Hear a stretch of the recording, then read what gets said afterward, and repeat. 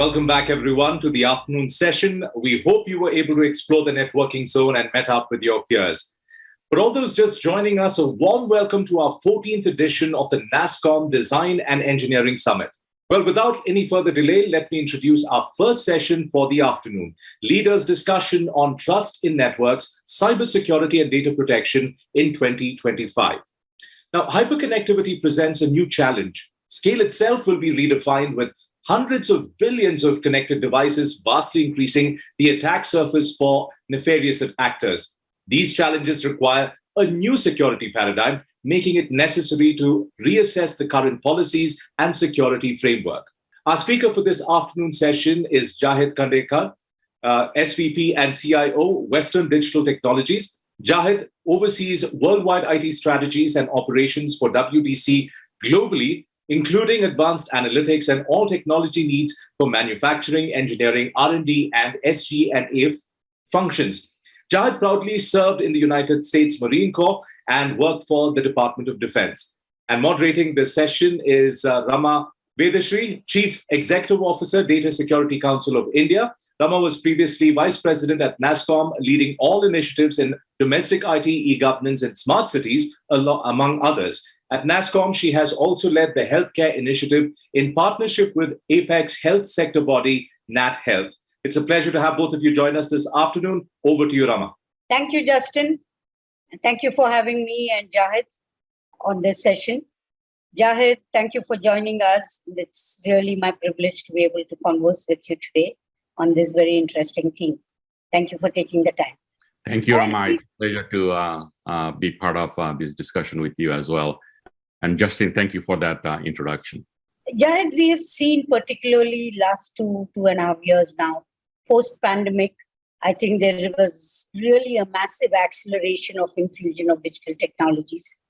Several enterprises across all verticals, both small, medium, and very large global enterprises like yours, banks, other healthcare, all of them moved aggressively to the cloud, public cloud and multi-cloud most of the time.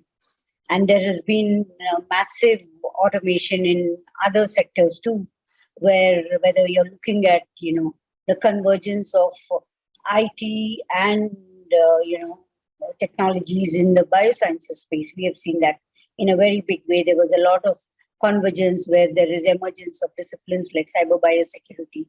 We have seen the convergence of IT, OT that has been happening across other critical infra sectors, right? And all of this during the pandemic, we've also seen not just mainstreaming of cloud, but a lot of attention to this entire zero trust network architecture. We have seen a lot of CIOs and CISOs start reimagining or revisiting what their entire business resilience and the cyber risk and how to gear up for that. I think there were a lot of lessons learned in the first few months of the pandemic. As a CIO of a global company like Western Digital, what have been your digitization priorities and how have you been looking at strategies and roadmap to mitigate the ever-evolving cyber risk? That's a great question to start this discussion with. And the whole digitization is been something that actually going on for quite some time. As a matter of fact, even before the COVID, for example, at Western Digital, that journey started several years ago. When three like-sizes company, Western Digital, hard drive of Hitachi, and SanDisk came together, we really had to, when we consolidated this $18+ billion company, we had to put a lot of focus on processes and on digitization. And of course, with the COVID, that accelerated even more.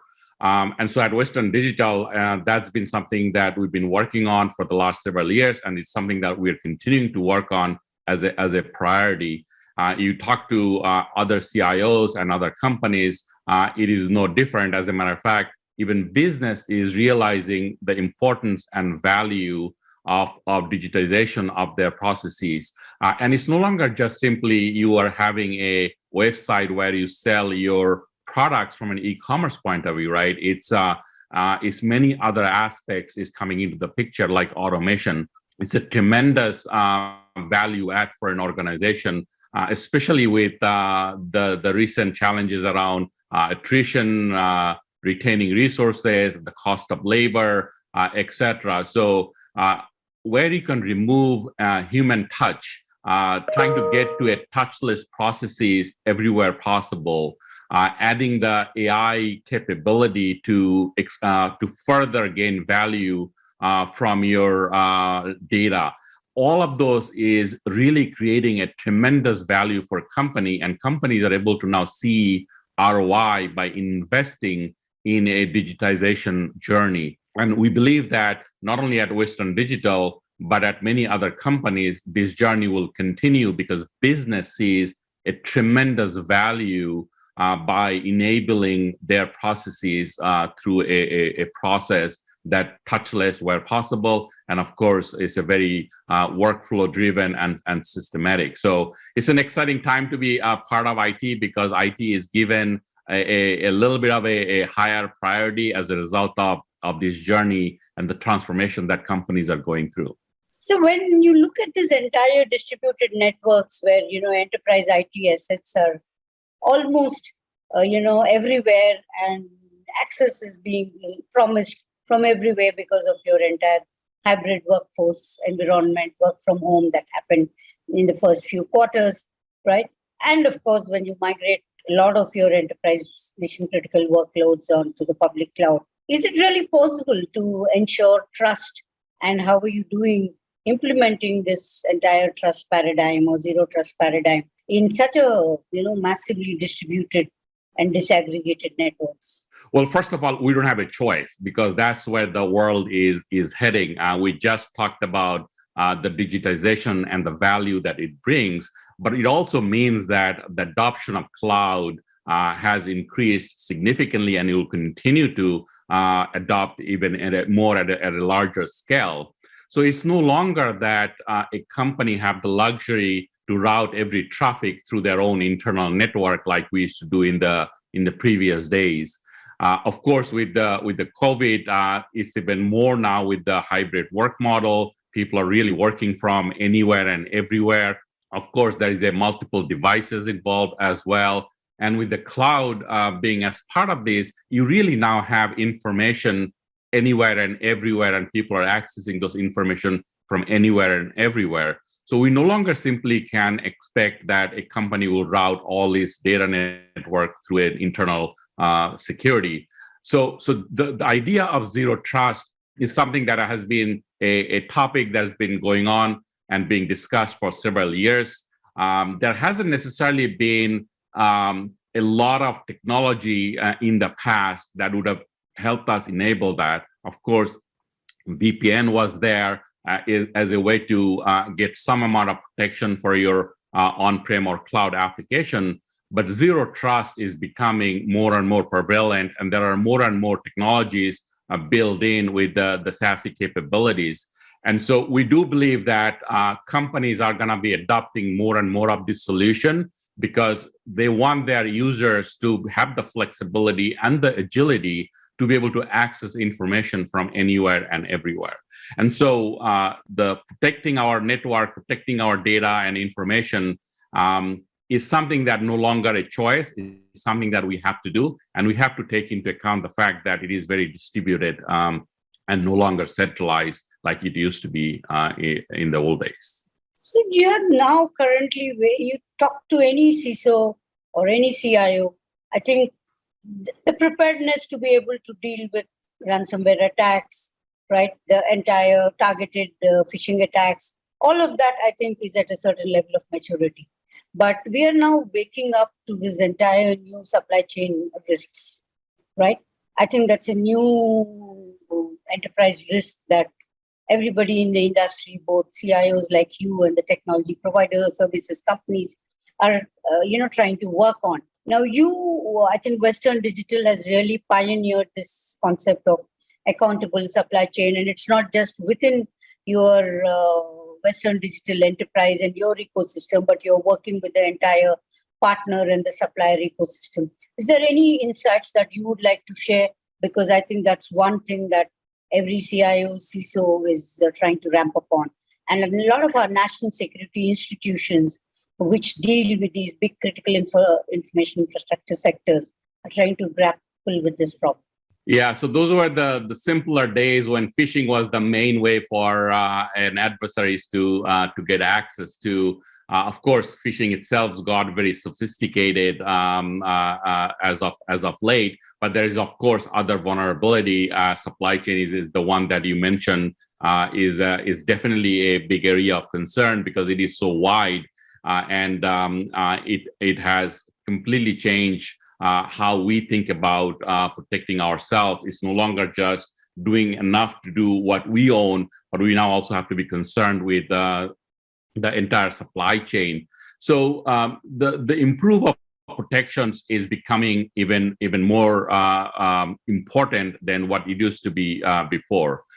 Now, of course, no company has unlimited budget that they can throw and have a completely risk-free environment, right? And so I would say that the first and foremost is to understand what is the risk tolerance for your company. And this is something that no CISO or CIO should do alone.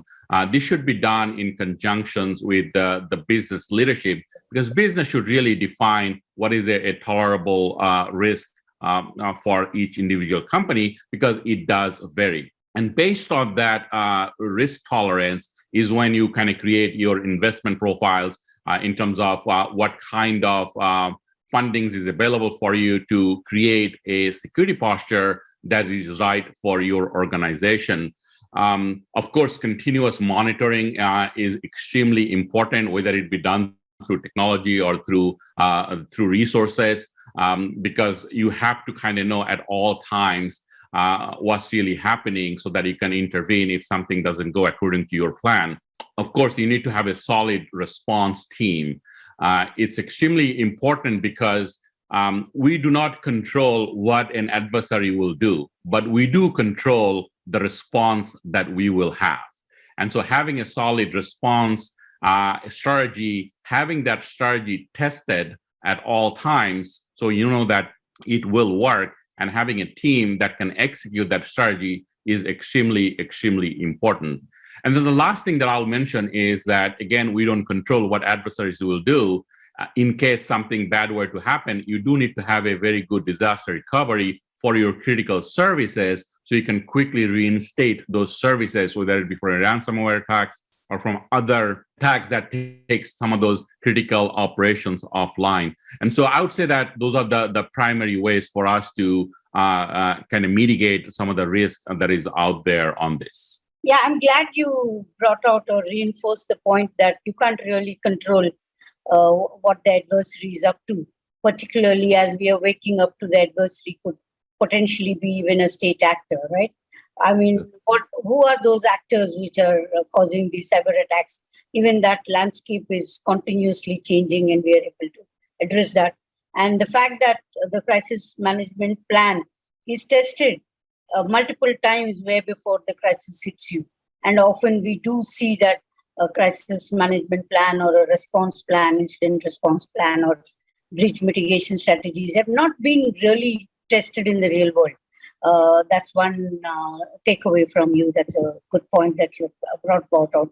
How do you test way ahead of when you may be hit with that? Yeah. That's right, Rama. So I think it's almost like having a military mindset, right? Because when military is not at war, they're continuously training, right? They're continuously testing their skills, right? As if they are in a war, right? And so I think the cybersecurity needs to have a similar mindset that even when we are not under attack, we have to continuously treat that we could be, and therefore our approach to things and how we go about, whether it be testing, it's not just simply going through the motion, right? It's a real exercise that you have to put the effort and make sure that you are doing it as if you were under a real threats. Jahid, when the pandemic broke out, you and your team, were you forced to revisit your entire business resilience business? We've had this, very well documented, the standard operating procedures for business continuity. All of that was, very well done. And I think most enterprises had that comfort. So were you forced to revisit all of them? And were there any new priorities, or were there any new learnings that this did not get your attention? How did you go about it? Any insights on how does an enterprise, when a crisis like the pandemic worldwide, right? It happened everywhere. What were the learnings in terms of what you had to revisit, where you thought maybe you've done everything, you dotted all the I's, crossed all the T's, and it was all tested, and you had 100% confidence in your resilience, business continuity, all of that. And now you were, one day you were forced to revisit all of that. All assumptions had to be revisited. So I think the revisiting of your plans and strategy when it comes to cybersecurity is something that we have to do all the time, not simply as a result of COVID, because as we just talked about, right, that the adversaries are continuously finding new ways to get to you, right? And so to stay ahead, you also need to continuously adjust and adapt. And that's what we do, right? Of course, with the COVID, the working remote or in a hybrid work model was already there even before COVID. What COVID did is that it's brought to at a certain scale that we have never seen before, right? And it happened also suddenly without any real notice, right? I still remember March of 2020 when U.S. government or the state announced that we're going into a lockdown, right? And we literally had one day before that we're going into lockdown. So it did made us think differently. We did have to make sure that we accounted for this new working model, that how people are going to work, how people are going to access information. And of course, as we looked at that environment, we made the adjustment to make sure that we can fight off any threats that it brings as a result of this distributed workforce. So it's no longer just distributed information, but it's now also distributed workforce. And so you have this many-to-many data point, endpoint relationship that has made things more complicated than the good old days when the only way you could access information is if you're in the office connected to your own local network. But that is something that we will have to continuously do. And I don't think that this continuous looking at threats and evolving your strategy is going to change when it comes to cybersecurity. At least in India, in several enterprises, the work from home was very limited and mostly it was in the tech sector. But the transformation that happened in terms of the work from home at the kind of scale that happened was really unprecedented. Jahid, I had a chance to read through your Western Digital's 2021 sustainability report, right? There are a lot of learnings and takeaways from me. It was a great read for me. And what I liked as CEO of DSCI is you've brought data protection and privacy very central to your overall ESG strategy and priorities, right? I think doing business with integrity, you have linked it with your data protection and privacy, and what is it that you're promising to your consumers or to your customers on the trust factor and the way you will manage privacy and data protection. So I would like you to dwell a little bit on, as CIOs are crafting their ESG roadmap, a lot of the technology industry professionals in India are now beginning to take that as an enterprise priority. So any learnings so that some of the professionals and leaders in India can understand from your experience? Yeah, that's a very important topic. The environmental, social, and corporate governance has been now a topic that even discussed at a board level. The companies are, that is something that always was there in companies' DNA, but it's becoming more and more a very important part of the DNA, where companies are actually putting resources to make sure that we are a good corporate, good world citizen. And Western Digital is no different. We are having programs internally, as you mentioned, that would eliminate or reduce emissions and other various factors that contributes to the whole ESG. Of course, IT as a technology provider has a role to play in that. As a CIO has a role to play in that ESG journey as well.